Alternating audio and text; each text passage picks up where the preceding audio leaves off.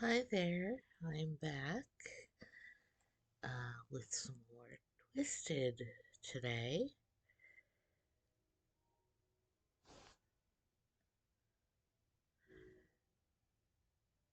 So, for anybody who um, is returning for that or who is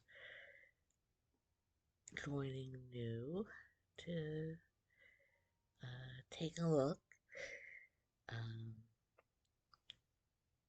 a reminder that I have played this before, but it was a while ago. The last time I did my playthroughs of it. So I don't remember um, the specific choices that lead to specific endings. There are multiple endings. I'm just going through it kind of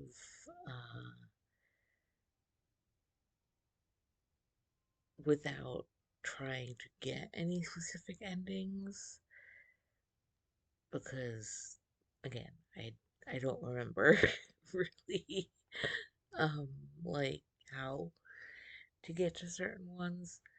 So there's no like planned out goal of, oh, I'm gonna necessarily do all of them or get to certain ones on certain streams. Um,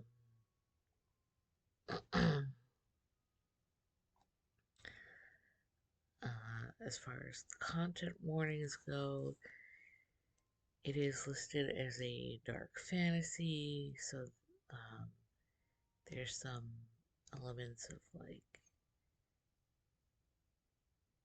gore and body horror type things. Um, I did not see any specific age rating for it, though.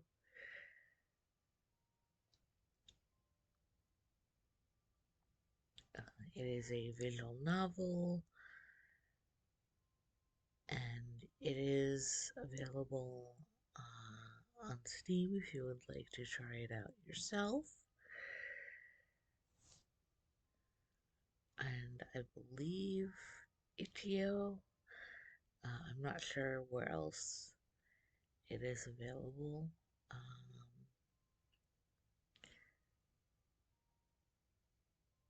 I had originally pledged for it on Kickstarter some time ago. Um, I am going to just quickly pull up the game. Give me one sec. And I'll continue from where I left off the last playthrough, or the last stream of the current playthrough, rather. Also, again, I hope everybody's doing okay with the weather, the snowstorms in a lot of areas, and also obviously the wildfires that are also going on. It's it's kind of just such a weird thing to think about, like how you know, the two kinds of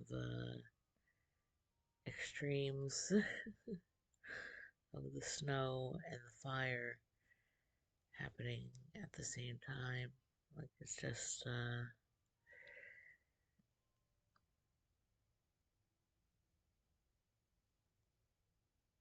it's just a kind of interesting reminder of how varied weather, nature, and natural disasters can be at you know any single point of time in the year.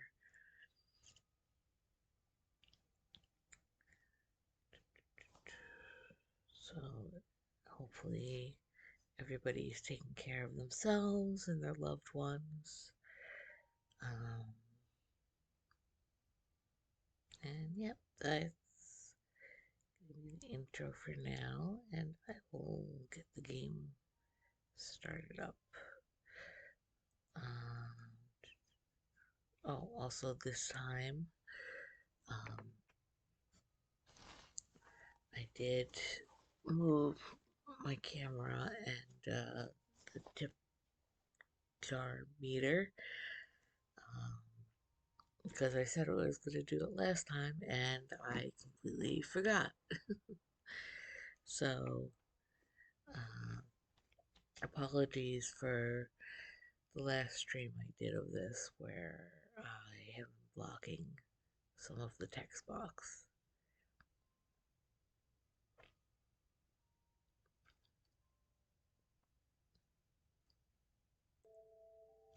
Let me turn on audio for it so you can actually hear some of the background sounds and music and such. Okay.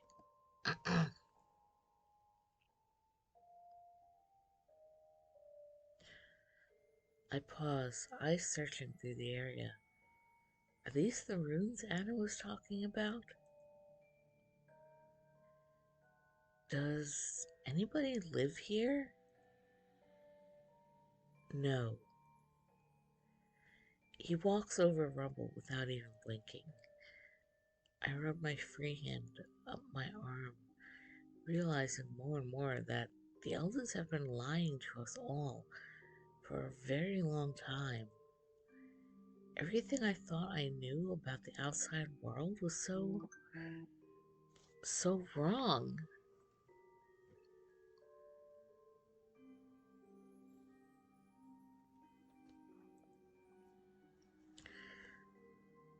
Was this a village? I do not know. Oh, I frown. Then a thought crosses my mind. Do you remember anything about the village you lived in?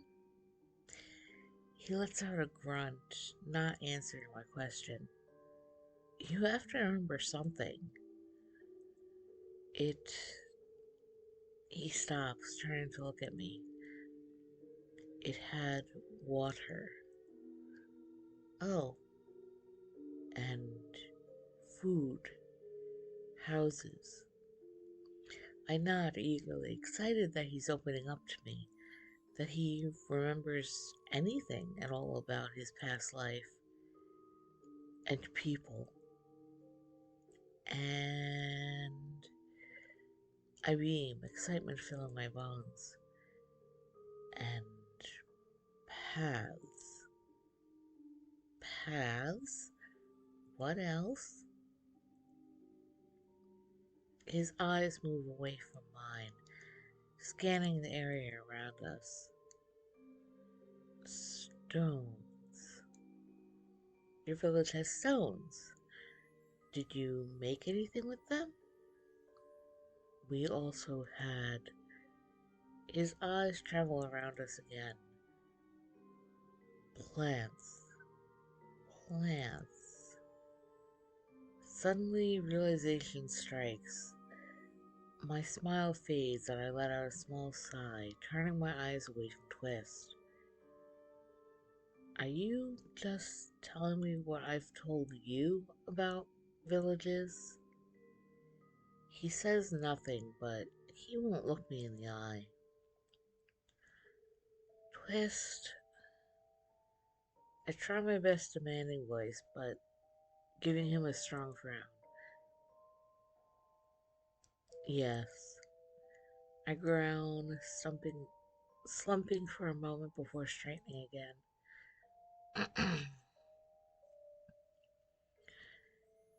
You don't remember anything, do you? He turns around again, eyes trained at the sky above us. I remember the sun. The sun. But you always look at the sun. The sun. He nods slowly to himself, before shaking his head and turning fully away from me to concentrate, to continue making his way through the rubble.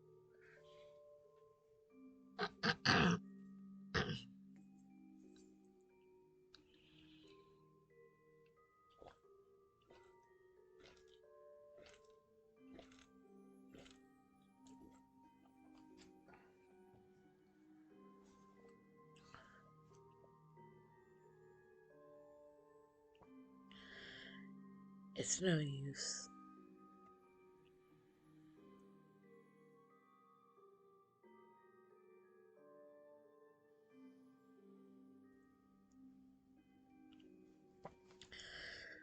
I let out one more sigh, giving up and continuing to follow him.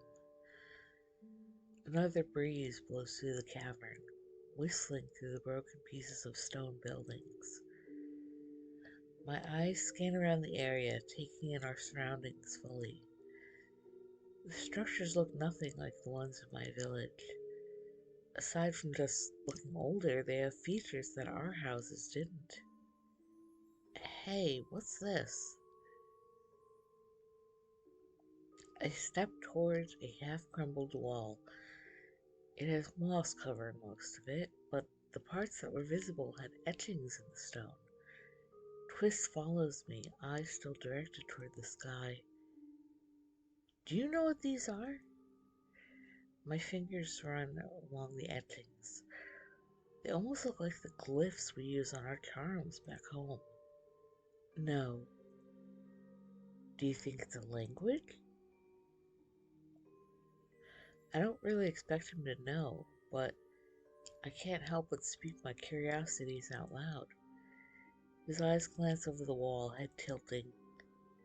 I do not know. I figured.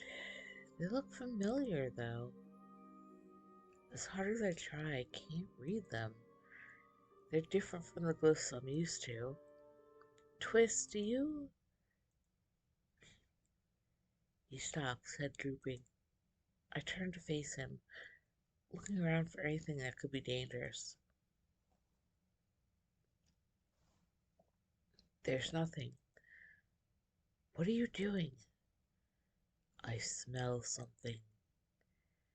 He creeps forward, slouching more than usual, as if he's trying to hide. It smells like... He turns a corner, then stops abruptly. I almost step into him, but stop myself just in time. Death. Death? I peek around and gasp. In front of us, a man lies on the ground. Forgetting myself, I jog over. Maybe there's something I can do to save him. Anything.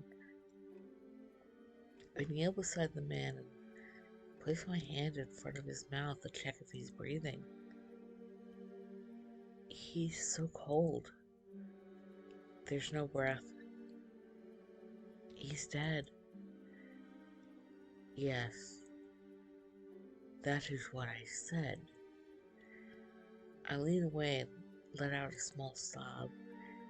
If I could have saved him, I could have had somebody else. Guilt fills me at the thought, thinking of Twist.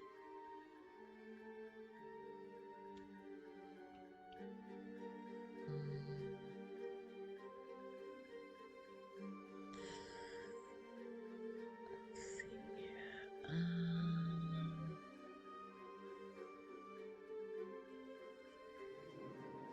My eyes move away from the body and up to the monster I've been traveling with. Though the more time I spend with him, the less he seems like a monster and the more he seems like a person.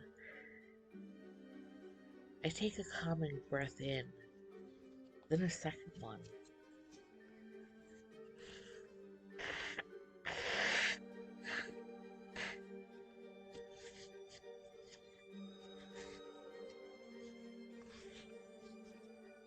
I stand slowly, unable to rip my eyes away from the body.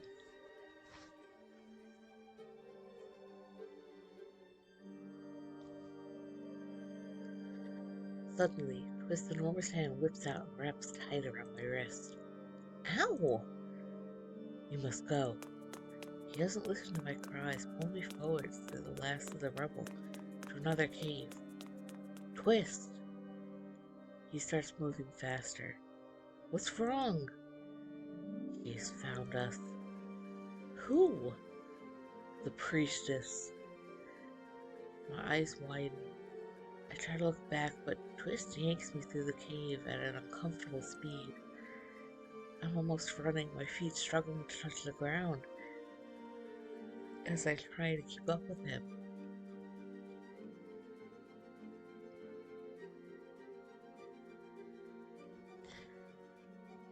My mind wanders back to the body. Something sticking out is odd. There is something about him. I furrow my brows, unable to think while Twist is rushing us. Twist, please slow down. You're hurting me. He falters for a brief second, then continues at the same pace. My arm aches, feels as if it's going to rip off. Twist, please. Finally, he listens. He slows, loosens his grip on my arm. Twist, he didn't have any injuries. At least, none that I could see. It's not like the thorns leave their victims. He nods slowly, continuing to walk. It was not one of them. What do you mean? I smelled magic. Magic? The priestess. You mean she killed him? Yes. A cold shudder runs through me, and for a second it's a little hard to breathe. She seems so pure.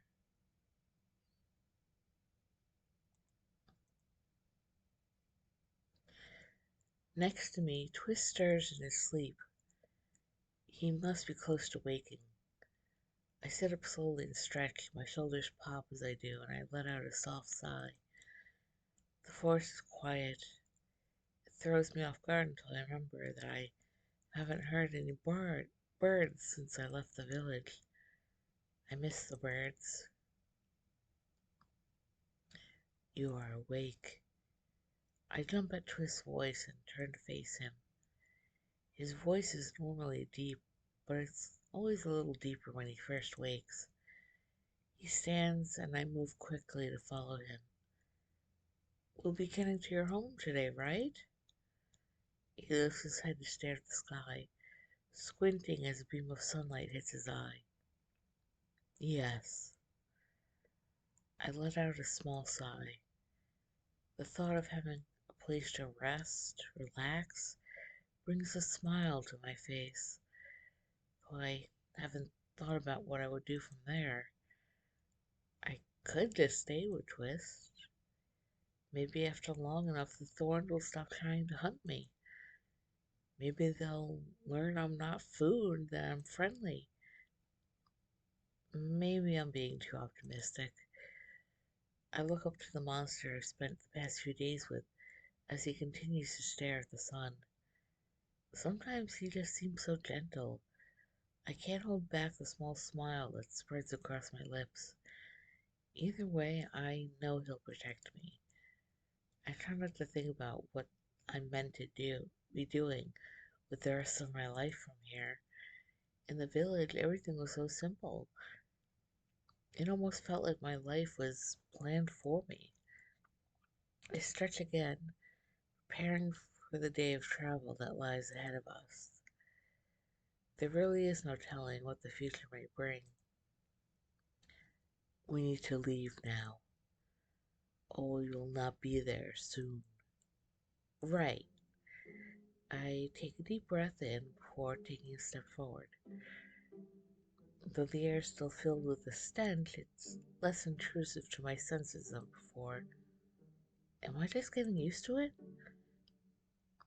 Twist begins walking, his pace as quick as usual. Hopefully, today isn't a long day of travel. My feet, legs, back, everything aches. Though he probably doesn't have an actual bed.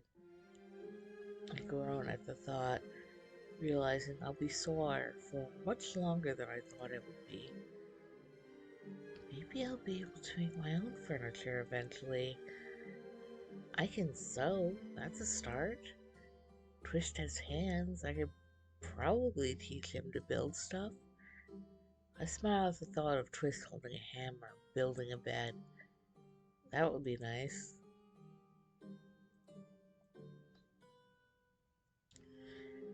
The forest grows more dense as we continue forward. Light from the sun spatters across the ground as it struggles to make it through the leaves. We will be arriving soon. We will? Excitement bubbles up within me. We'll finally get to truly rest.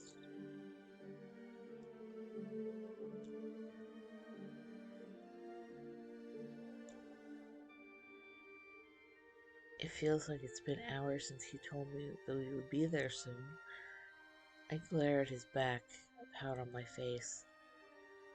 He's either a dirty liar or he really has no concept of time. Either way, I'm unhappy. You said we would be there soon. Any normal person would hear the grumpiness in my voice. Yes, soon.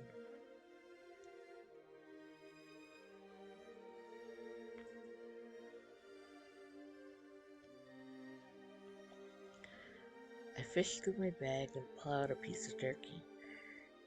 He doesn't seem to want to take a break for food, but that doesn't mean I'm going to starve myself. I look up at the trees and frown, as I realize the sun is turning more orange. Is it setting? We've been walking all day. Soon.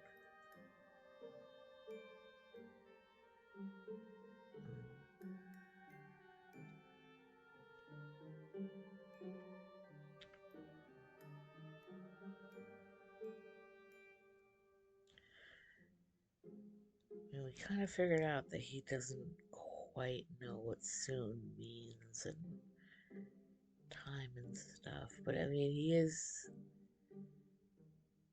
staring at the sun as if he's tracking time or at least trying to. So, we'll go with this one for now.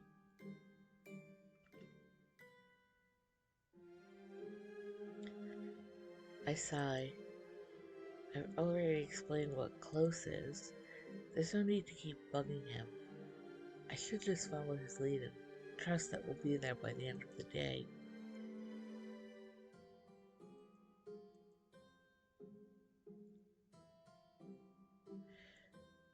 Twist didn't say anything else after that, and I found my own head voice of thoughts. Life was so much simpler before all of this, when all I had to worry about was helping my mother, fixing the clothing for others in the village, the children, the farmers, the builders, the guards. I smile at memories of everybody else. We were all terrified, but we worked hard to keep each other safe and happy. The elders always... My mind blanks at the elders. I can't keep the frown away. They're lying to everybody. I sigh and look at the trees, trying to find something else to focus on. In the distance, I can hear water flowing. Another bath would be really nice. My achy legs scream out for the water, but I hush them and continue to follow Twist. We are here. My head snaps up to face him, eyes widen. Really? Yes. A large cave entrance sits in front of us, and I feel a chill run down my spine. It's so dark inside, it's impossible to see what lies beyond the inky black entrance. He doesn't hesitate before striding in, so I don't even have a chance to prepare myself before I'm forced to follow. I sigh, running my hands up my arms as we walk deeper. The further we move inside, the more my eyes adjust. The darkness isn't as bad as I thought it would be, but I still have the urge to stay close to Twist.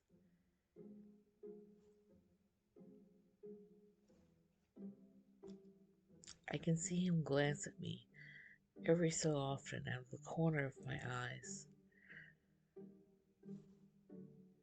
We turn a small corner, and the tunnel opens into a large cave with a high, vaulted ceiling. There's a crack along one wall that lights up the space. Walls are skirted with bones, leaves, scraps of fabric, all sorts of trinkets. I find myself wondering once again how long Twist has been living here. A large pile of all sorts of fabrics and foliage sits in almost the middle of the room. I assume that's where he sleeps. This is your home? Yes. My eyes travel across the far wall. I take in everything. Ropes draped in odd patterns hang from the makeshift hooks that are attached to the walls and ceilings, their placements scattered across the room. All sorts of trinkets, charms, different baubles are either tied to the ropes or shoved through the fibers in an attempt to make them stay. I find myself wondering who they all belong to. Did you decorate it yourself? He tilts his head to the side as if unsure of what I'm asking. It's nice. It is home. He slowly makes himself comfortable on the makeshift bed, and my eyes continue to wander. Are these all his, or are they from his victims? The longer I look at the ropes, the more I can see a method to his madness. I stand awkwardly near the entrance, unsure of what I'm meant to do. Are you going to sleep? I am tired. I silently agree, a yawn escaping me. Is there anywhere I can sleep? Looking around, the easy answer is no. Twist sits up, looks around the room, and then meanders over to one of the walls. With one motion, he scoops up a large armful of fabrics, then unceremoniously drops them on the ground beside his bed. Oh, thank you. He makes a grunting noise as he lays back down. His eyes close almost immediately.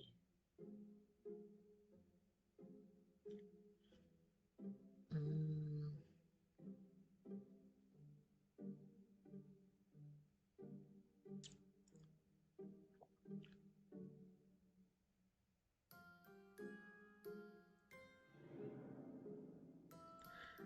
I glance around the room, but there isn't much around that I feel drawn to. The things I do recognize, bits of bone, hair, I have to quickly turn away from. I've nearly decided to give up and lay down when something shiny in a pile of bones catches my attention. I step over to it but hesitate. The bones are too small to belong to a fallow, but it still feels wrong to go rifling through them. I kneel down and carefully pick my way through the remains to get to the item. It's the only thing here that doesn't seem to be organic. It's a necklace, one that would normally be seen on an elder, at least in my village. But Anna's village sounded so different. We never saw her priestess. She was too holy for us to lay our eyes upon. This entire world is something I never would have dreamed of. I find myself entertaining the idea of going back home, telling everybody what it's really like out here, the terrifying but true reality of the world we live in. They lie to us about everything.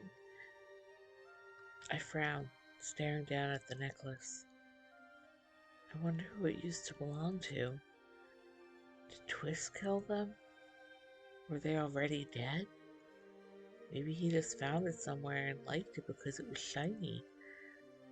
Maybe it came from his old village. I stare at the ornament, wishing that it could tell me its story.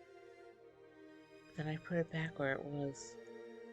Seeing how he lives, the way he's decorated his home, even if it's crude, gruesome, it proves further that there's a fallow mind inside of the monster. I have to stay with him. Maybe there's a cure that Anna isn't considering. I'm sure everything will be fine. I move over to the makeshift bed he placed down for me, settling in with a sigh.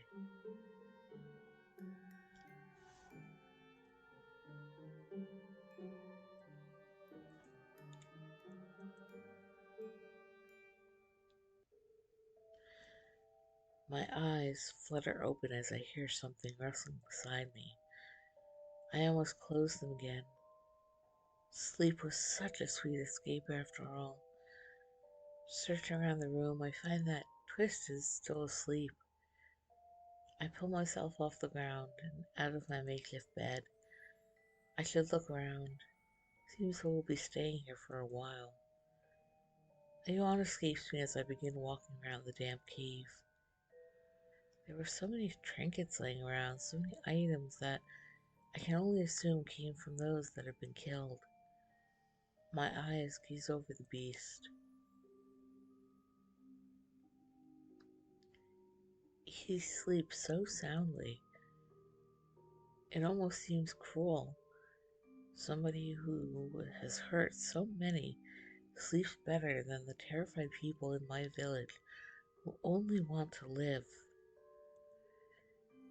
But that's unfair to Twist. He's been so kind to me, so protective.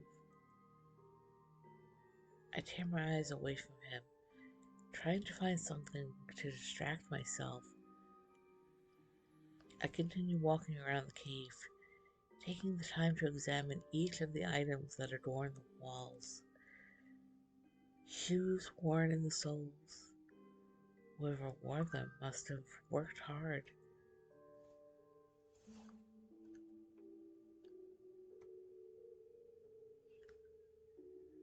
Hi there, thank you for the follow. Welcome in. Hope you enjoy the stream.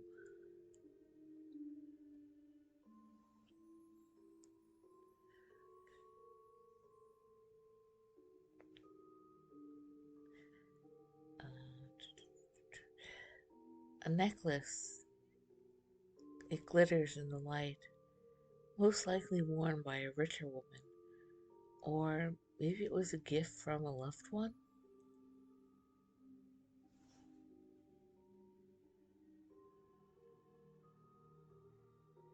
A talisman carved sloppily from wood.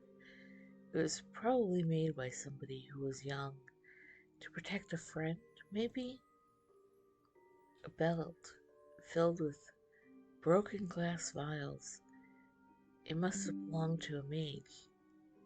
Sorry, give me one sec. I need to plug in my computer before it dies. Oh, just check to make sure.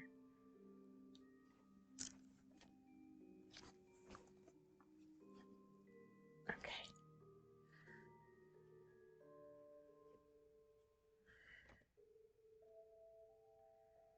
And back to the game. There we go. Scroll to mage. I stop at the belt, but turn to look back to the talisman. Something draws me to a closer look.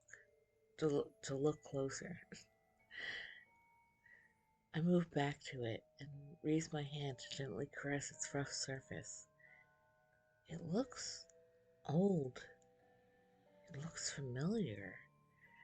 I study the carving, moving my fingers gently along the splintered surface until a memory comes to me. Brad?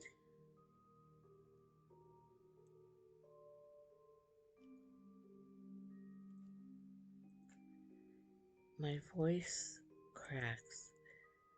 I made this so long ago. I made it for him. Why is it here? Tears sting at the back of my eyes, and I turn to look at the sleeping beast. The tears fall, and I stumble towards the monster. I fall to my knees beside him, clutching the talisman to my chest. My voice cracks. I don't want to believe it was him, that he killed my friend. It couldn't be him.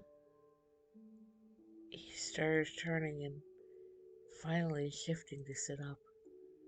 His bright green eyes meet mine, and I'm hit with a sense of familiarity.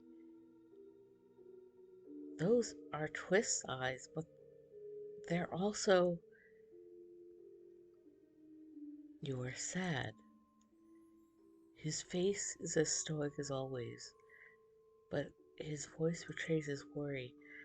I extend my arms towards him, holding the talisman in my hands for him to see. Is it making you sad? I do not need it. Get rid of it.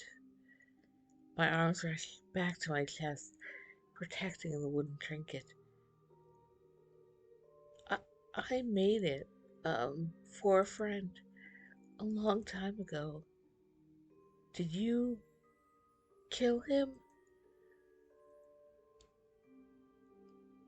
I do not know, but it looks like something I have seen before. I hold it out again, my hand shaking.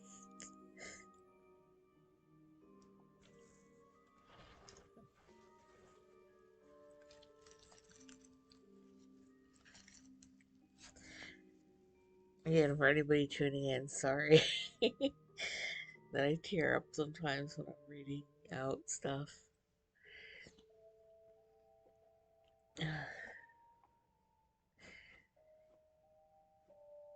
Just like with Endroll, even if I've played a game multiple times, it's different when I have to actually read out the lines compared to just playing it for myself. So, goodness.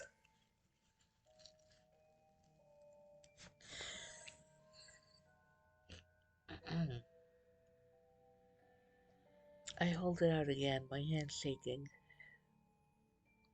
I might have killed him. Tears roll down my cheeks. I don't want to believe it. His eyes move down to the trinket.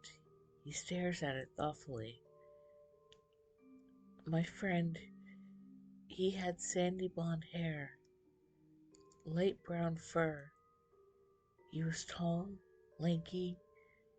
He couldn't see very well. I let out a sad laugh. I was one of the few that he told about his vision. I always had to help hide it. He didn't want the elders to know. And he had the brightest eyes I've ever seen. They were beautiful. A tear falls from my cheek to the trinket. Emerald green,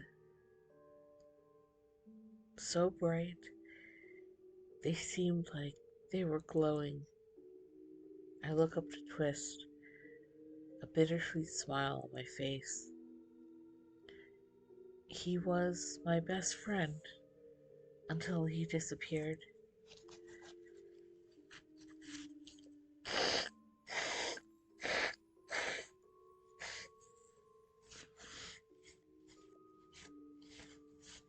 I sigh, but bring my eyes up to meet his.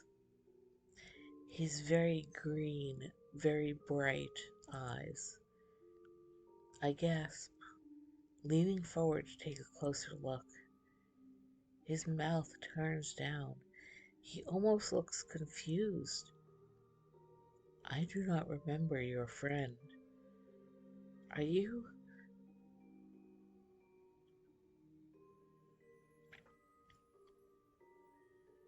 Was your name Brad?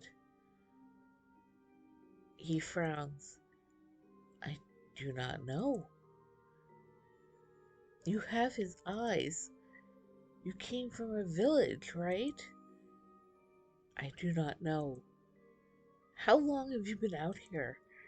I do not know. What was...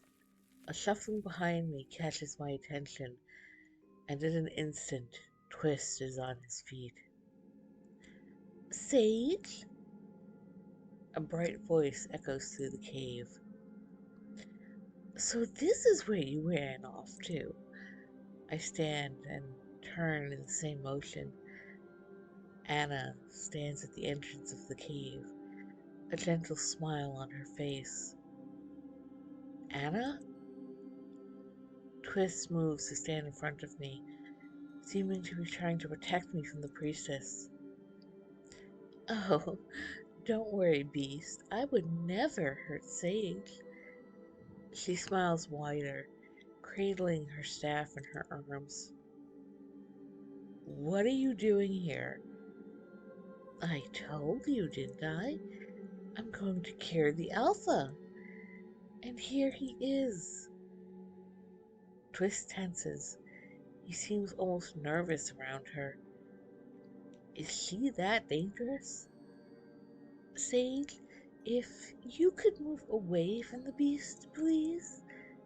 We wouldn't want you to get caught in the crossfire. I haven't ever tested the spell on somebody who isn't turning.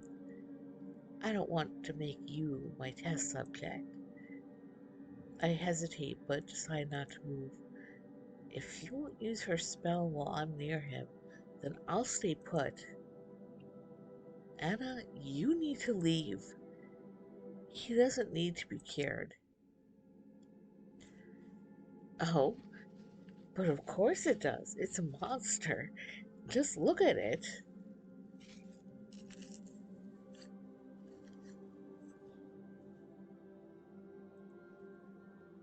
All monsters need to be cured. I gulp, but move to stand beside Twist. I'm not moving. He sighs but brings her staff to the front of her body. He holds it out towards us, a wind kicking up in the cave. So be it. Her staff begins to glow. My eyes frantically search around the cave for something to stop her. Anna! She ignores me, building up magic in her staff. Twist, we need to go. He turns to face me, then slowly nods. The next moment, he's gone, charging towards the priestess. He lunges towards her, grabbing her staff from her petite arms. Let go of that, you vile beast! He rips away from Twist and swings at him while moving away. It wasn't enough to stop her spell. The wind in the cave whips around violently. We can't let her finish the spell. Twist said she's been killing the others. She can't. She can't kill him. But I can't move. I'm shaking where I stand, too scared to help. He swings at her, one arm and then the other. Eventually she stumbles, her staff falling from her grasp. Twist lunges forward, his hands wrapping around her skull. She screams as he applies pressure, kicking and punching to try and get the much larger creature off of her. But there's nothing she can do. Her skull caves in, but Twist doesn't linger. As soon as she's dead, he rushes to my side. but I can't look away. Her mangled body lays in the only entrance or exit of the cave.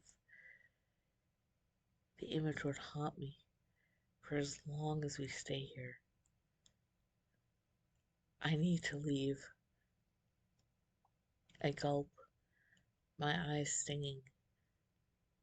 We need to leave here. I turn to look him in his emerald eyes, and he nods.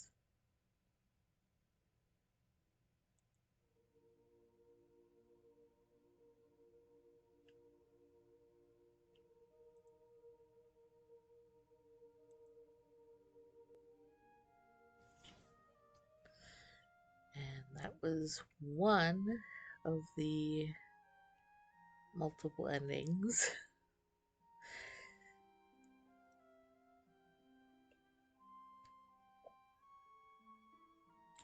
Uh,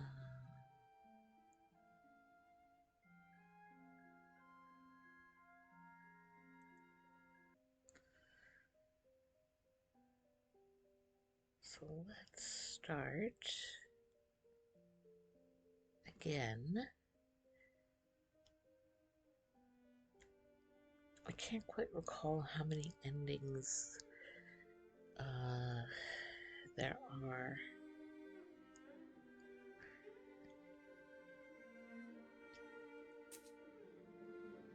I'm, for each playthrough I do for this, I'm still gonna choose the option here.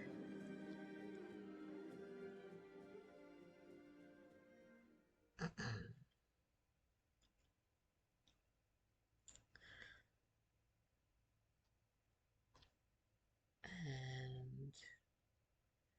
I will keep reading it out each time, I guess, because there's no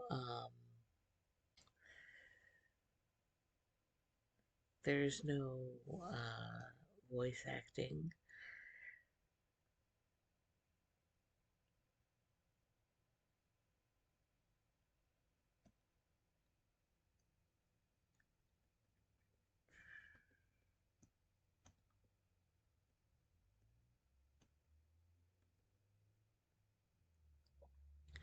But yeah, that was one of the endings, um, where basically, you know, the character Sage still has um, this, you know,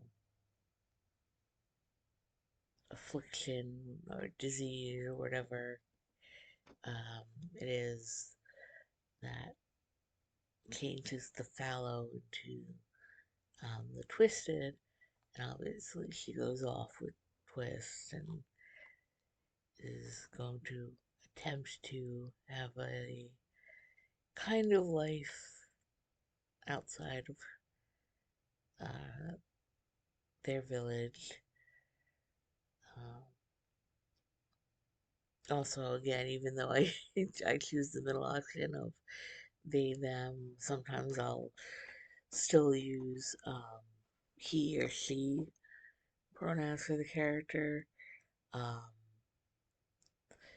it's I myself am kind of used to doing that. Just again for myself, I use multiples, so um, I appreciate that they included multiple options for that.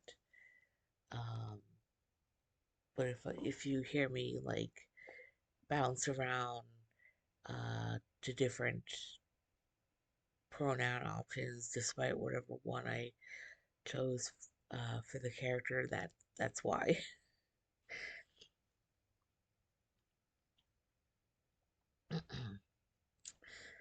I'm alone. The trees around me twist toward the sky the way the flowers in Mother's window box do in spring. The branches seem unnaturally long, unnaturally dark.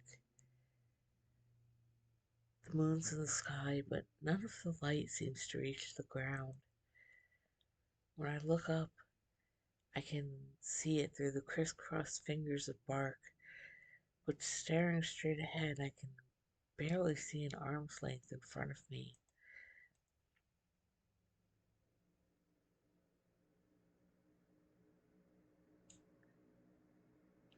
Also, I do, if I'm remembering correctly, um, you can skip through stuff quickly if it's already something you've seen before.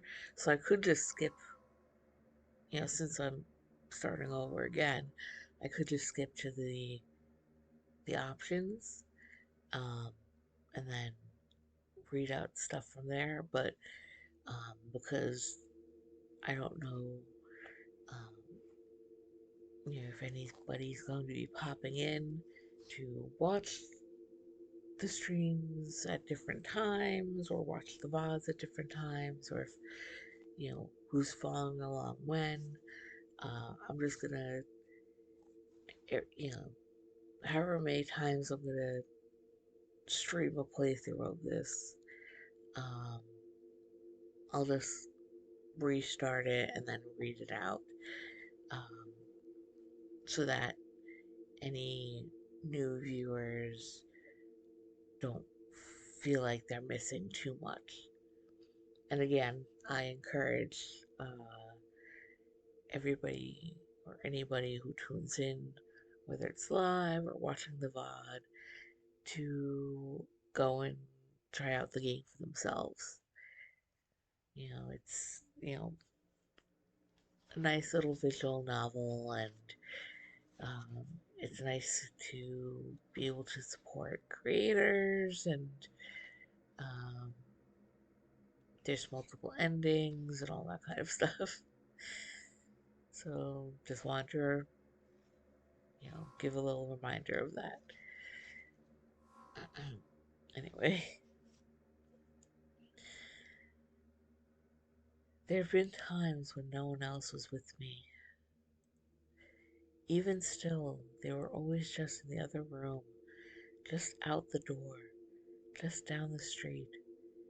Few friends, small family, watchful neighbors. Not anymore. I'm alone. The air smells like dead leaves and something sour I can't name. There was no sound here, not even birds. It's so quiet. Every rustle of my clothing makes me flinch.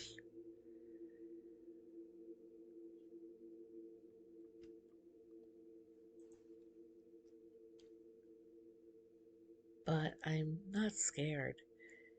In this place, being alone is the best thing I could possibly be. I look over my shoulder and stare hard at the way I came. If I squint enough, I think I can almost see my mother's face, hear her voice. Go, go, you must, you must go, and you must not come back.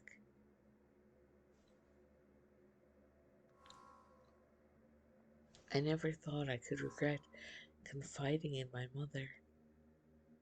She's the brightest woman in the village, and the kindest. That's why the elders rely on her. That's why I know I can trust her with anything.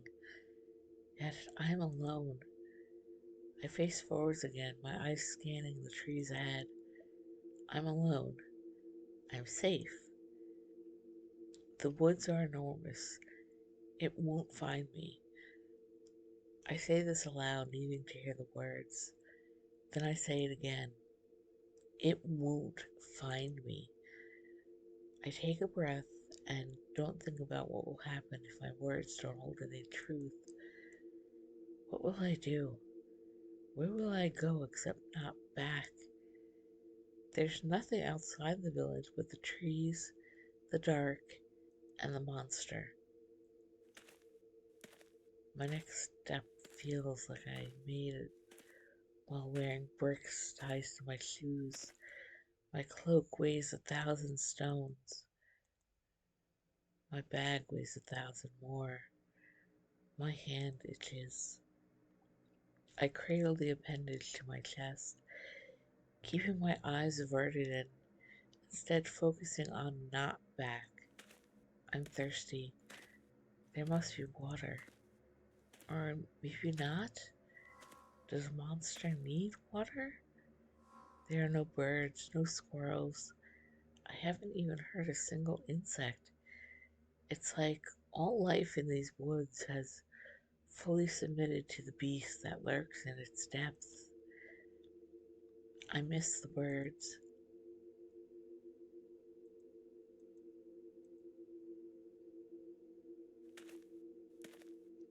I'm thirsty. I don't know where I am, but it doesn't matter because it's not back. My hand itches. I don't scratch.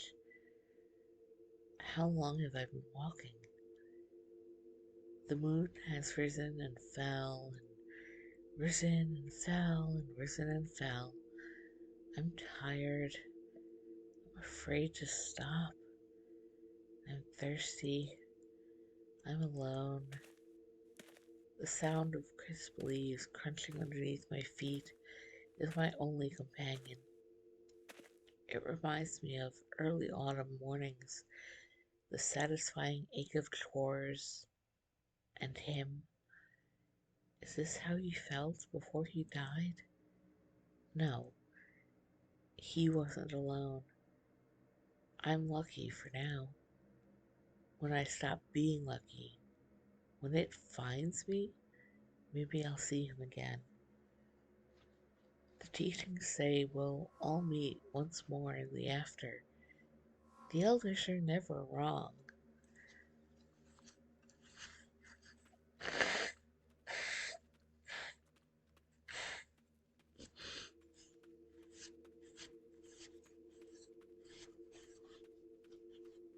I stop walking to try and listen for water. There's got to be water. I strain my ears, flare my nostrils. All I smell is the unfamiliar. All I hear are footsteps. The muscles in my body tense in bunches. My calves, my thighs, my back, my arms, my shoulders. I'm not alone. The footsteps get half a beat faster, and I force my body into action. I'm thirsty, I'm tired, I'm not alone. And if I don't run, I'm dead. I've never been very strong or very fast. I work with my hands, delicate work, crafting. My hands are deft tools. My feet are clumsy blocks of flesh attached to the ends of me. I shouldn't be so startled. I knew what I would find coming into the woods. My mother knew what I would find, and she still pushed me out the gates. I can't cry. I have to run. The footsteps behind me get faster. Then there are footsteps in front of me. I skid to a halt. There's nothing outside the village but the trees, the dark, and the monster. Growls replace the footsteps. The two sets of footsteps. I look left, right.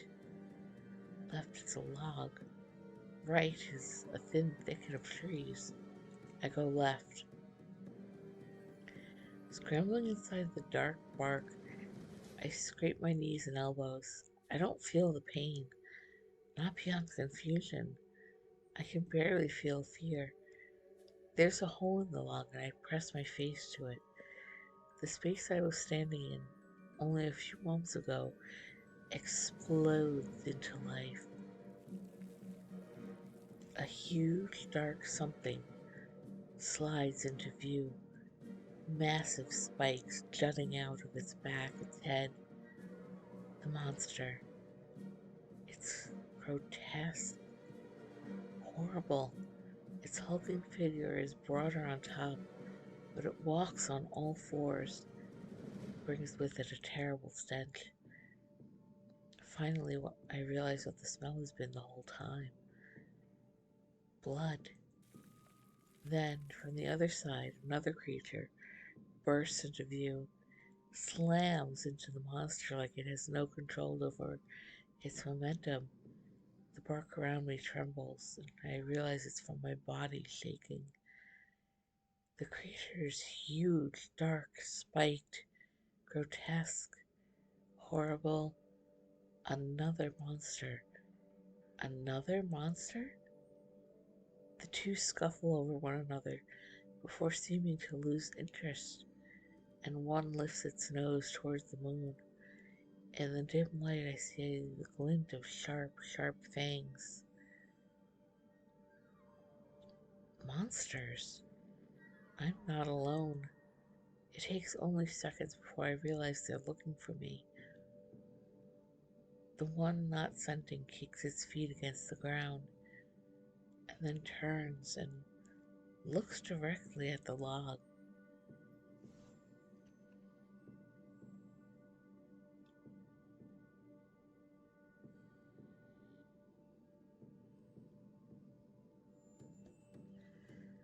Our eyes meet. What I can see of its eyes in the dark, a pinprick of mottled yellow inside great, glaring pits of black.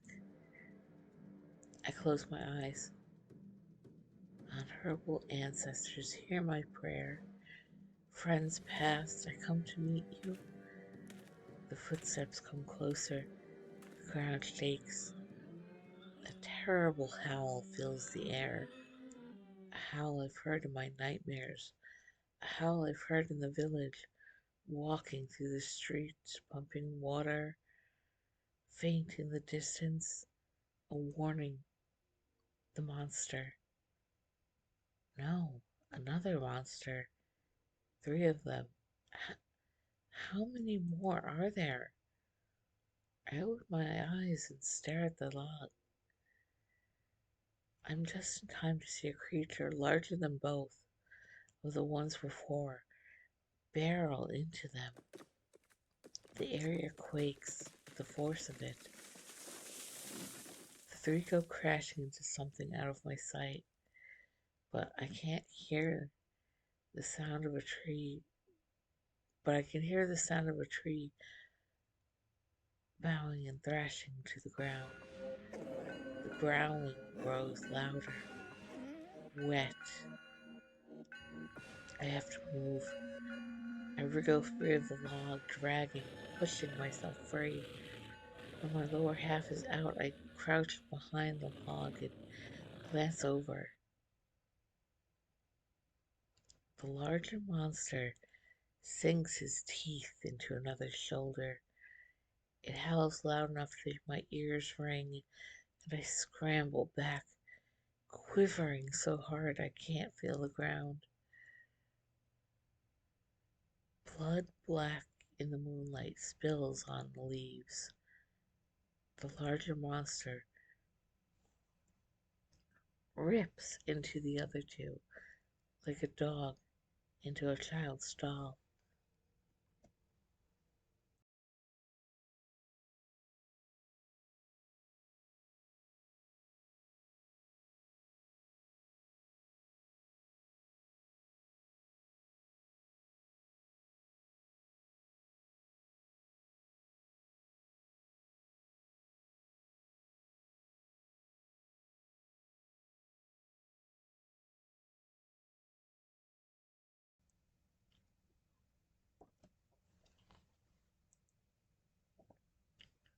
With the last of my strength, I push myself up before it can do the same to me.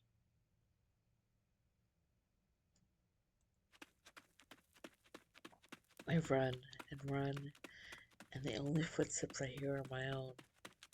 Monsters. Monsters. Three, maybe more. They eat each other. They would eat me. One monster was bad enough. One monster who stole people from their beds at night. One monster lurking in the woods, taunting us with the knowledge that the only safe place was behind the village walls. Now there are monsters plural. There are monsters, and my mother told me to go and not come back. I want to believe there's a good reason. I can't.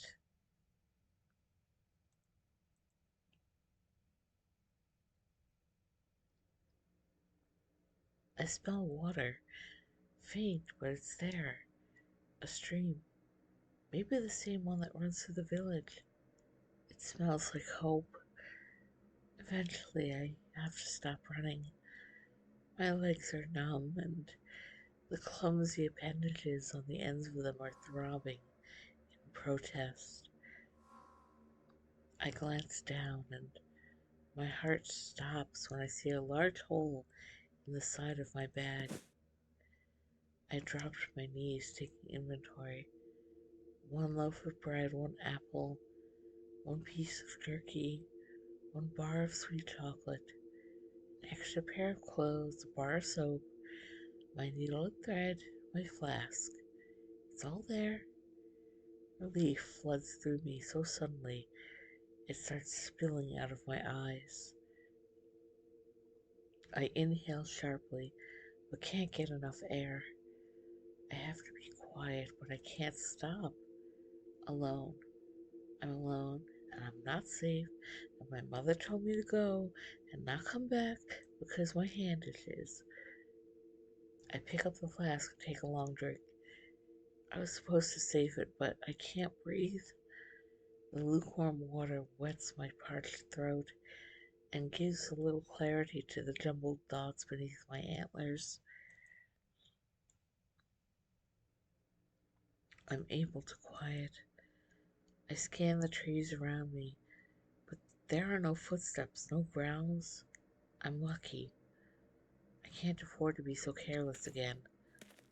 I take my bag and move over to a thick tree, curling up at the base as if the spot is any safer than any other.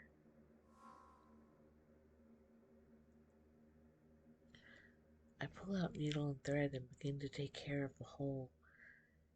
The repetitive motion slowly settles my shaking hands. I prick myself on purpose. It's familiar. Good. I do it again. Instead of watching the spot that itches, I focus on the drop of blood smeared over my thumb as I work. I take my time. When I finish, all that's left is more walking, more trees, more fear. I'm so tired. I want to sleep. Would that be safe? If I could find a place. No, I should keep moving. Exhaustion is difficult to bear, but it's not death. Does it even matter? There's nowhere else to go. The forest is my world now.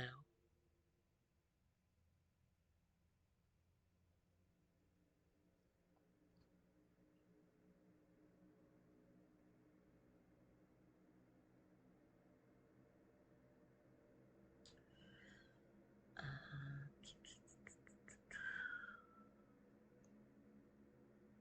let's do that one. Yes, it matters. I can't stop. I won't stop, whether I have a destination or not. Come on, Sage.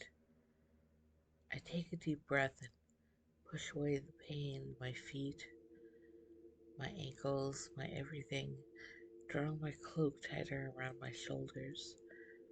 My mother wouldn't have sent me out here to die. I repeat that to myself with every step I take. If I repeat it enough, I might start believing it. Keep moving, keep breathing. It's just two things. Keep moving, keep breathing. Move, breathe, move, breathe. My feet go numb. I'm no longer walking, just floating in a shell that only just has the strength to keep me going forward. I press on. When I feel like I can't possibly take another step, I reach into my bag and fish out the bar of chocolate. As carefully as I can, I break off a piece from the corner. Sweet chocolate melting on my tongue scrapes off the top layer of my exhaustion. I take a swig of water, a deep breath, and then I keep going. Eventually, I have to sleep. Not for long, never for long. All I know is moving and breathing and trees. Then, not even that.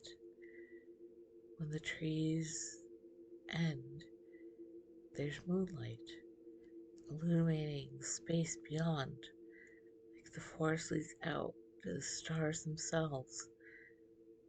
There's nothing outside the village but the trees, the dark, and the monster. Yet, ahead, there are no trees. Behind, there's not just one monster. Here, the darkness ends. The elders are wrong. I can't remember the last time I wasn't moving, but when I reach the edge of the trees, I stop.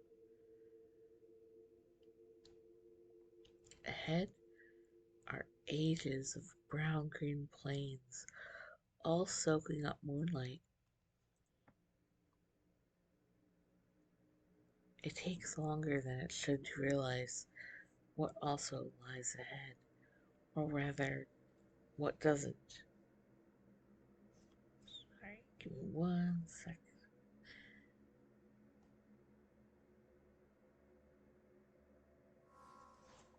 I had to check something for work real quick. Sorry about that. Um, okay. Monsters. It feels like jumping into the abyss as I walk out of the forest. All I can do is keep walking. The air is sweeter here. Uncharted territory. When I look behind me, the solid line of trees glares back, cold, calling me. I face forwards and continue on. A few amorphous shapes in the distance gradually become more familiar.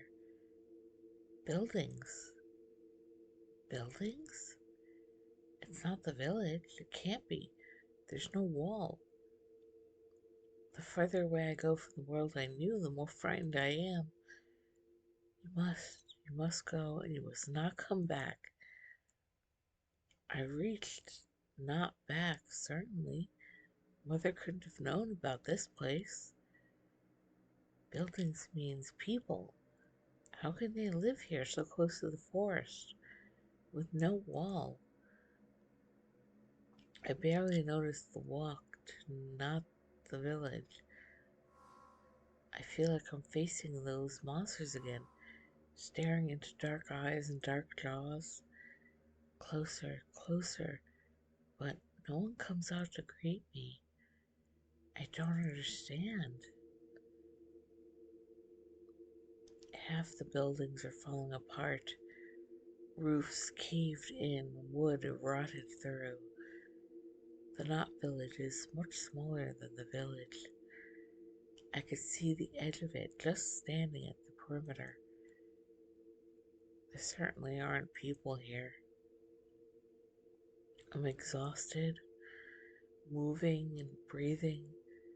Just two things, but I feel like I've spent a year trying to stay away from the monsters. Next to me is a hut. I can hardly call it a house, with no door, but it's mostly intact. I step inside. It's mostly empty. There's a moldy pallet that might have been a bed at one time, grass poking up through holes in the floor. I sink to my knees, barely managing to untie the cloak from my shoulders. I use the hood as a pillow and wrap what I can around me. In seconds, I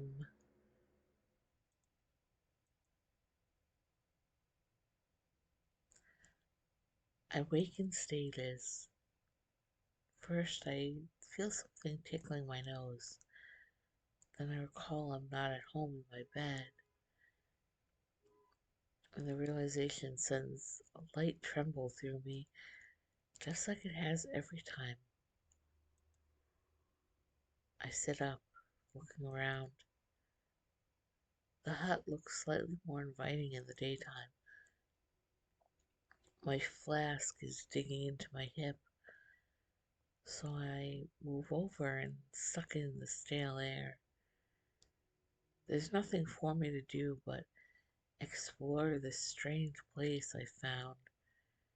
Or maybe I should call it home. Shelter's better than trees and leaves.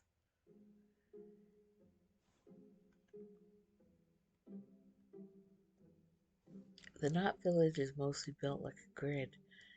It reminds me of the village in an odd way. Roads are mostly dirt, just a few stones interspersed throughout, rather than the crisp cobblestone streets back home. My footsteps disturb the dirt, and it feels like I'm trudging on something that matters. Further in, there's a large circle of buildings, and in the center, the largest structure yet. Were it not for the lines of age running down the walls, I would have thought it was recently made. I reach out and touch the stone. It feels like sacrilege. I can't ever go back to the village. No one's ever left before.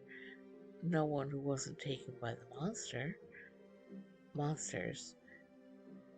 No one's allowed to leave. No one can leave. My mother risked punishment by the elders by getting me through the gates. I'll never know if she was caught. More rested, less panicked. I believe that my mother had a reason for pushing me out. My hand itches. Finally, I pull off my gloves, staring hard at the back, the black rash spreading over my wrist. You're never supposed to scratch. Mother never said anything about what you are supposed to do, though. She's a healer, but she didn't even give me a cream to rub over it. Something like what she used on him after he fell into the poly bushes. I made him gloves to wear after that. He never took them off. Something like a smile shifts my lips. My hand itches. I sigh and pull the glove back on. A distraction. There's plenty to distract me. A whole new world. I walk to the doors of the stone building, reaching out and pushing. My first try does nothing. Make dust flake down onto my nose. I push again, harder, and the door grinds open. There are rows and rows of decomposing cushions spread out over a floor patterned with stones. They may have been brightly colored once, but now they're dull and dusty. The wooden pillars supporting the roof have elaborate carvings in them. Most interesting thing is the wall in the front, where it feels like the altar would be. There are larger than life pictures drawn on it, words and glyphs that are strange to me. I at once recognize them and don't. They look as familiar as they do odd. I squint and move closer. Separation. Maybe. Could be break or maybe destroy. There's something wrong with the character. I look over the rest. Here, that one's clear enough. Pride, or maybe honor, family, or acquaintances, or mentors. It's frustrating. None of the lines are quite right. Foolishness. Who are you? The voice echoes in the room. I whirl around and stumble back into the mural, hard enough to make my head jerk. I pain hard enough to make my head jerk painfully against the stone. I wince, but I don't move. There's someone. Where did she come from? No, she had to come from the village. But when? She's not like me. Sweaty, haggard, dirt stained. She's clean, pure. Her priestess's robes don't have a single wrinkle, and her eyes are sure and kind. The staff she's carrying makes my nerves settle. I have to be safe with somebody holy. Uh, I'm Sage. How did you... How did she make it out of the woods? How did she find this place? Why did she leave the village? There are too many questions, not enough room in the sentence to ask. Sage. Nice to meet you, Sage. She bows low enough that I worry her antlers will scrape the floor when she straightens and steps towards me. Her eyes flick from my greasy hair to my dirt-stained clothes and scraped up knees. Of all things to feel right now, self-conscious shouldn't be one of them.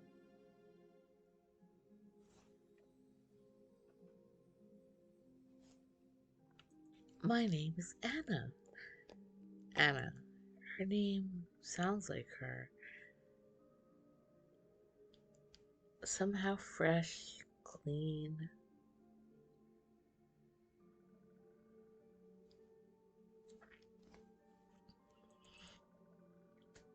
Oh, sorry.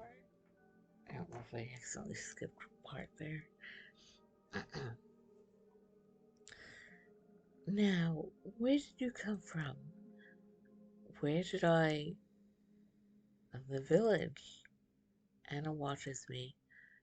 The village. Yeah, where else would... Where are you from? Is this... Is this where you live? Are there others here? Anna abruptly laughs, a brief high sound. The lingering sweetness vibrates like a bell in the air before disappearing as she stops. Of course not. Does it look like anyone lives here? She can't mean there are other places, other buildings, other people. There's nothing outside the village but the trees, the dark, and the monster. The familiar chant makes me feel foolish. So, you came here from this village to here. Why? Why? Where to begin? I curl my fingers lightly into my palms. The last time I told someone about the strange something creeping toward my wrist, I was told I had to go and not come back. But I've already gone. I look at Anna, whose fingers twist curiously through her hair.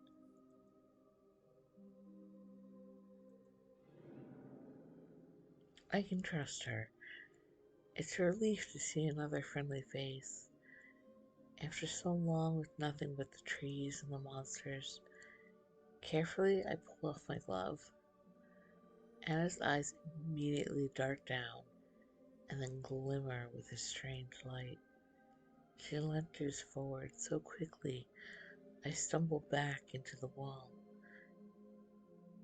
And then She takes hold of my wrist with one delicate hand. The other lifts her staff and drops it again, the sound echoing more than it should in the stone building. Oh, oh, good. Good? That you found me. Or did I find you? I'm surprised you made it through the woods as you are, with all the thorned. Thorned? I'm looking for the Alpha. Did you happen to see it while you were going through? I'm sorry, I don't understand. Anna lets out a short huff, looking it back down at my hand and turning it this way and that. You couldn't have missed them. They're not exactly quiet. She tilts her head, a small furrow appearing between her brows. Then again, if you're still alive, maybe you got lucky. The monsters, they're called Thorn? Well, we have to call them something, don't we? They certainly aren't people anymore. Time slows down. Not people anymore? Not people anymore. Yes, you're very lucky I found you. You're not wrong to call them monsters. There's only so much I can do at that stage. Now, let me take care of this. Wait, how do you feel? How? I can't breathe. Those thorned used to be people? What happened to them? Yes. Are you having any particularly violent thoughts? Craving for flesh? Do you feel warm? No, I don't understand. Oh, that's all right. There's plenty of time to explain. For now, Anna steps back, releasing me. She shifts her staff over to hold it in both hands, then taps it against the ground again. The jewel at the top glows a pale, pretty light. She directs it towards me, and then her eyes begin to light up the same color. I've never seen a priestess at work before. Only the elders are allowed to lay eyes on something so holy. My knees quiver in awe.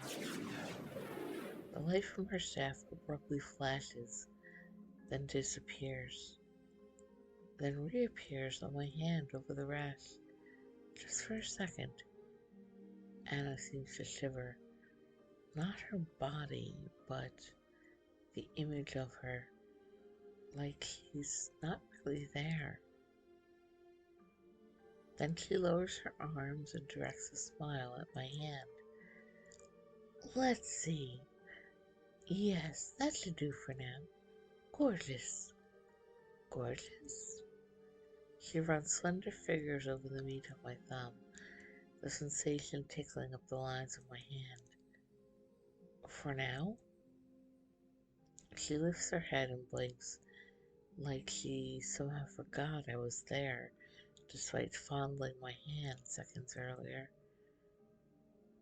Well, the spell's not perfect yet, of course. Right. Don't worry, it'll be perfectly alright for now. For now. As I was saying, the Alpha, did you see it? I'm not sure what it is. The big one? It's the oldest, the most twisted. I've been testing spells in these parts for ages, and I want to test it. The Alpha would be the perfect subject. It should be twisted enough not to poof out on me on my first attempt. The big one. I did see a large, Thorned? It ate two other ones. Got ya. Well, I wasn't expecting to see anyone around here, but I imagine you'd make an excellent apprentice. Spellcasting takes a lot of energy, you know. Much easier when you're not alone. When you're not alone, everything feels like it's spinning. There's also the matter of the runes. I'm positive they're around here somewhere, but searching the entire eastern half of the woods has proved fruitless. Who knows what I might learn from those? The ancestors had to have a better idea how to deal with the twisting. Not that my own attempts haven't had their success, mind you. I can barely comprehend anything. And he continues talking for a moment longer before I take a stumbling step back and she blinks, straightening. Are you all right? I'm sorry, I'm not feeling very well. Oh, that's no good. I can't have my new apprentice unless in tip-top shape. Her eyes smile at me first, then her mouth. There's a house still in relatively good condition that you could rest in. That's probably for the best anyway. It'll help the magic in your body if your body is resting. Thank you. I'm not sure I want to go hunting the alpha monsters who used to be people. I'm also not sure I can just sit idle.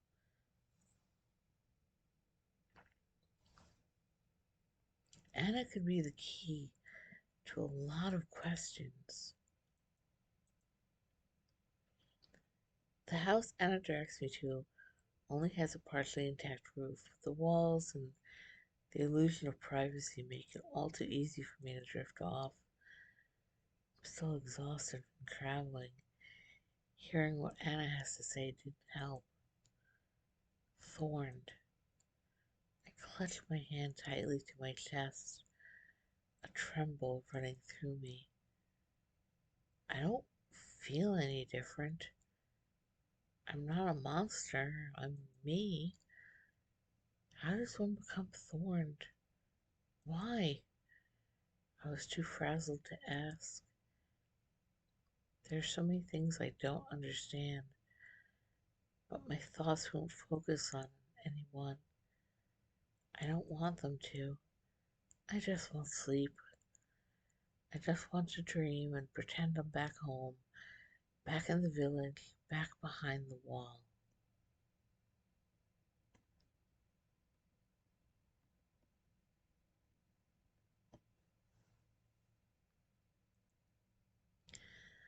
Around Anna, her energy surrounds her like a wall of holy light. She feels safe. I doze off, on and off, till finally falling into a deep sleep. In my dream, it's dark. It's cruel. I can't escape the darkness even as I sleep. I'm walking, I'm sure of it, but the black is so complete there's no indication if I'm moving forward or back, up or down. Then I see him, a man. His back is to me. I try to pass him, but I can't. Then he turns. He has no face. Or maybe he does, but I can't focus on it. Oh, oh, is that any way to greet someone? All I wanted was a pleasant dream. You can understand me. You're speaking plainly. I try to move forward again, but I can't. The no-faced man turns around again. showing me the back of his head. I haven't spoken to anyone in a long time. It's only a dream, only a dream, as if dreams can't be more than what they are. I only wanted to see something pleasant. I'm tired of the dark. The man looks over his shoulder at me, and a rueful smile twists his lips. Me too. I stop trying to move. If I am to be stuck here, then so be it. At least I'm not alone. Why haven't you spoken to anyone in so long? He hums. It's not that I don't speak. More, they don't listen, I think. I see. I don't. But you do. He takes a step closer and his face is almost clear. I see the angle of a sharp jaw. You can listen. I'm listening. No, I mean really listen. He takes another step closer and I have to crane my neck back to meet his. I don't understand. I only wanted a pleasant dream. There's something intriguing about this strange man. Enigmatic. He feels like a stranger I've known my whole life. Do you want to? I want to understand a lot of things. Let me see you then. The man reaches out and rests his fingers on my forehead. Such a bizarre touch, I'm too confused to move away. If I could move. His eyes. I can see them now. He has tired eyes, weary like a hunting dog, years past its prime. His fingers are long and cold. They send a tremor through me. Meet me at the edge of the woods. I will show you not all dreams are simply dreams. The man steps out of the darkness. I'm not sure where he goes, only that he's gone. Then I open my eyes. Normally, my dreams flee when I wake like fish when you wade in a stream. This one I remember, partly. Meet me at the edge of the woods. I remember the words, but everything about the man, his face, if I ever saw it, color of his hair, slipped from my grasp. It's the middle of the night. I run a hand over my forehead. Might have been my imagination, but I swear there are 3 cold spots where his fingers were. What if it wasn't a dream? I don't have to go into the woods. There are no monsters out here.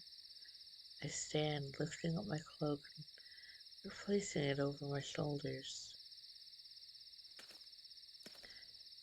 The walk out of the village feels like a fraction less lonely than the walk in. I can see the trees in the distance, tall and dark, their branches reaching toward me. With every step I take, they stretch closer. Who was he, I wonder? He seemed genuinely happy to speak to me, that I was listening. Meeting Anna after so long alone has me starved for company, chasing after strange men from dreams who barely speak any sense. Ahead, a shadow catches my eye, and I drop down to the grass. Just in the trees, I see a huge shape growling, searching. The alpha. It killed those two thorns. Did it track me all the way to the edge of the woods? This time, let's do this one. I have to get to Anna. She was searching for the alpha. She'll know what to do. My heartbeat stutters in fear, and I cast a guilty glance through the tree line. Whoever that man was, if he's not dead, that really must have been just a dream. When I reach the buildings, I move immediately towards the stone one. I don't know why, but that's where I feel Anna will be. I throw my weight against the door to push it open, stumbling inside. Sage? What are you? I thought you were asleep. Anna rises from where she's sitting in front of the mural, the glow in her staff fading until it's nearly pitch black inside the room, save for the light from the open door. The monster! The alpha! I saw it! Anna's gaze sharpens. You did. Where? Don't tell me you went into the woods without me. It, I saw it in the trees near the edge. Okay, okay, calm down. Anna presses a hand against my shoulder, stroking, calming her fingers down my arm. Did you run here? It's hard to breathe. Anna clicks her tongue. I told you not to exert yourself. Look, stay here. Uncle Safe is really the one I'm looking for. I'm too out of breath to be much help regardless, if I would even be any help to begin with. Anna hurries out, her robes kicking up behind her. I sit down and lean against the wall, pressing my face to my knees.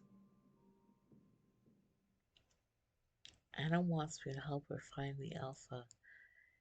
If I could help it, I'd never go in those woods again.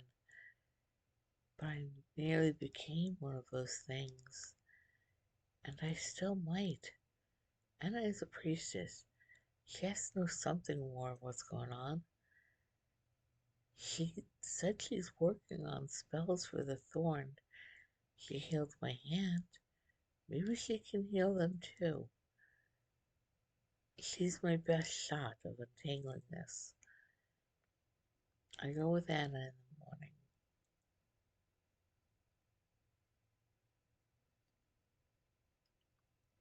Sage?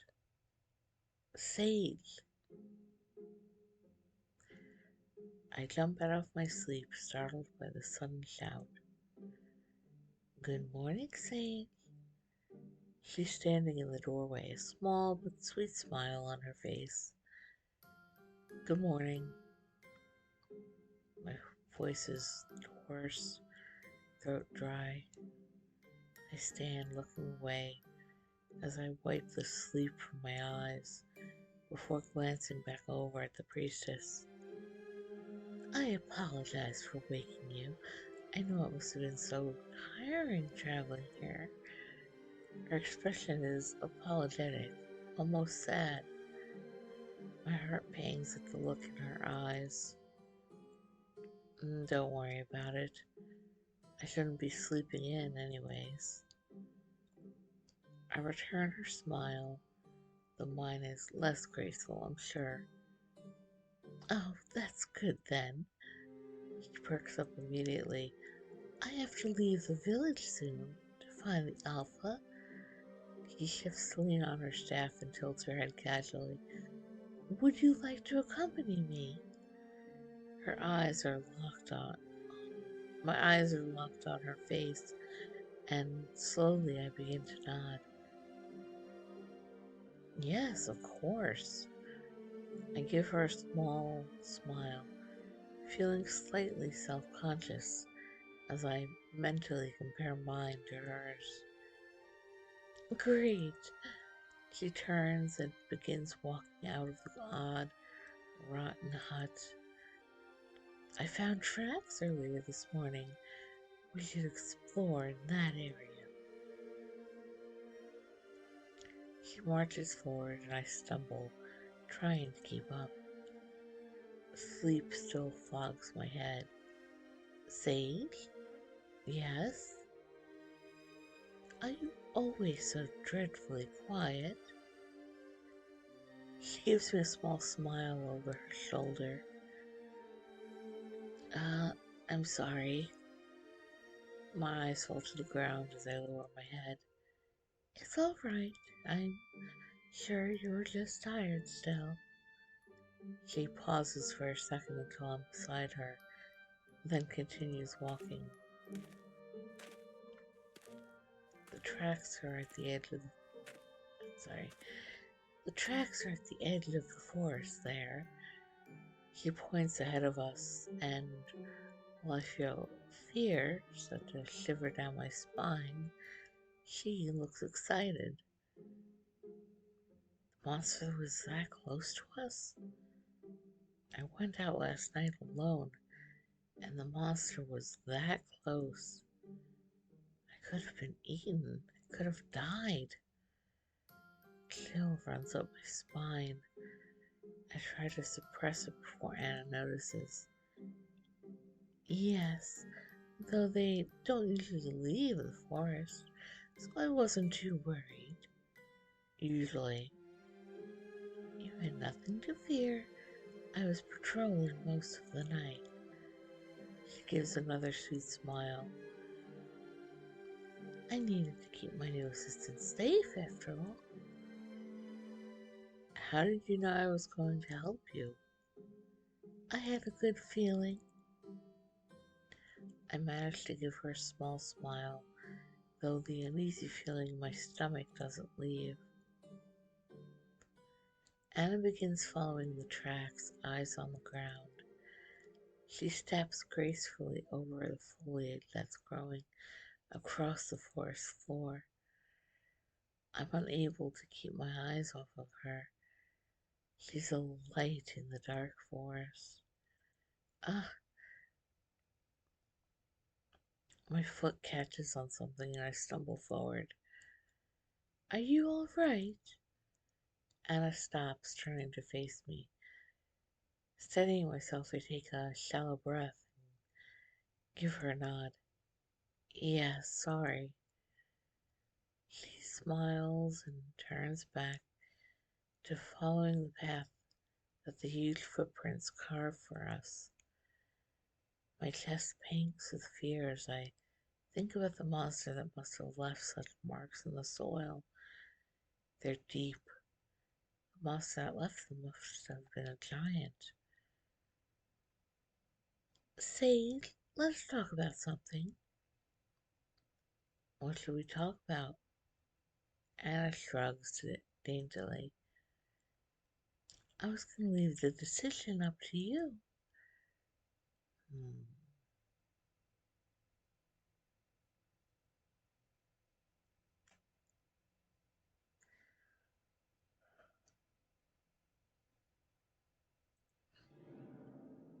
Where did you come from? I was always told that my village was the only one. She pauses for a moment, amused grin on her face. I came from a small village. My people are very spiritual. They were, of course, devastated when I came to the conclusion that I had to leave. We'd been ravaged by the thorn, and it's my duty to protect those who cannot protect themselves. She nods determinedly, then gives a gentle smile. Such as yourself. You don't need to fear anything, Sage. I will protect you. I'm on a mission. A mission? Yes, I'm going to cure the thorn. You can do that? Well, not yet. I'm researching. I'll be able to soon enough. I'm already able to slow the process of turning. But a cure, that's been more difficult. Thus far, all my experiments have perished. but I'm as determined as ever. Mm, I hope you're able to find a cure soon. Thank you very much, Sage. Your support is everything I need from you. She gives me a brilliant smile and continues forward, and I can't help but feel a little lighter. She's so pure.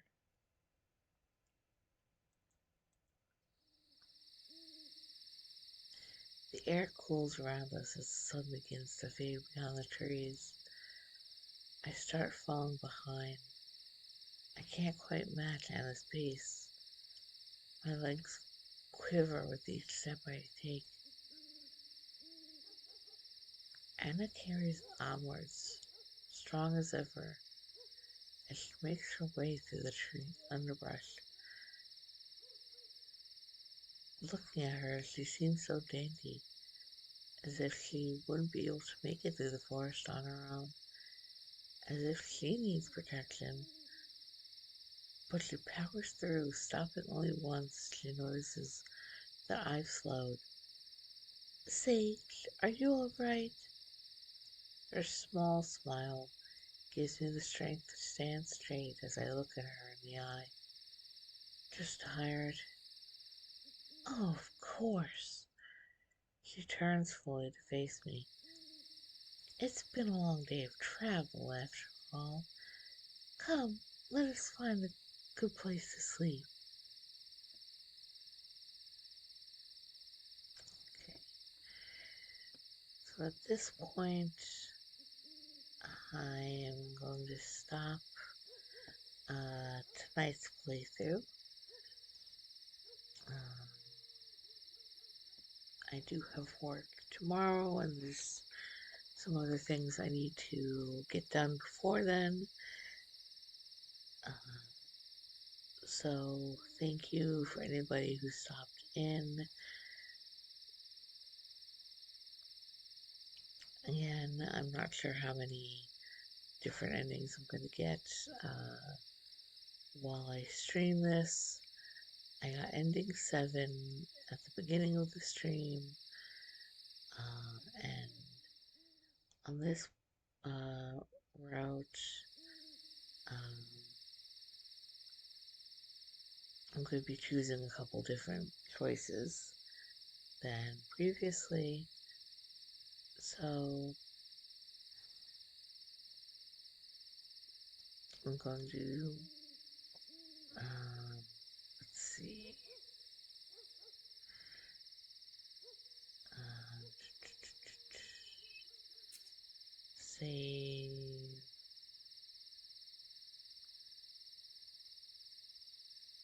We'll save it here.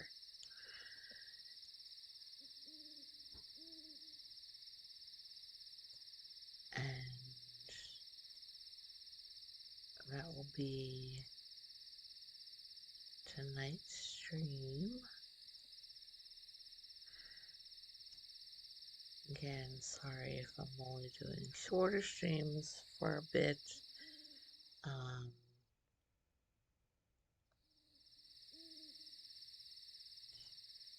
I hope that you still enjoy the playthroughs, and that you have a good and restful night. If you're in an area that is dealing with the snow like I am, stay safe, stay warm. If you're dealing with the fires, uh, stay safe. Hopefully you can evacuate to areas out of the way of it. And I will see you all another time. And have a good night.